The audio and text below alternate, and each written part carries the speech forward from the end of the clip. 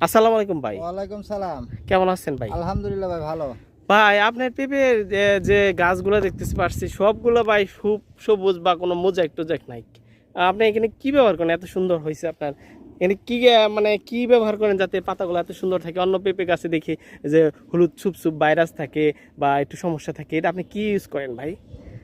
এখানে আমরা প্রথমে আর কি বেশিরভাগই জৈব সার দেই। হ্যাঁ হ্যাঁ, খোল দেই হ্যাঁ। শুরু থেকে আর কি, খোল দেই। তারপরে গাছটা যখন সুস্থ সবল রাখার জন্য আমরা এই গাছের স্প্রে করে বীজ দেই। কি বীজ দেন ভাই? যেমন পোকা লাগে না, জি ভাই। মাকড় আছে, হুম। সাদা মাছি আছে। এই উল্টা পিঠে সাদা মাছি লাগে। সাদা মাছি হ্যাঁ, লাগে, হ্যাঁ। সাদা মাছি থাকে, কিন্তু আমার গাছে সাদা মাছি নাই। এই একটু মাকড় আসছে ভাই। ঠিক আচ্ছা, আছে। যাই হোক, কি দেন আপনি ওষুধ কি দেন এটাতে? যেমন আমরা এই যে এমিটপ দেই। মিটাপ লিটারে কত? লিটারে মনে করেন আধা আধা মিলি দেই। হুম।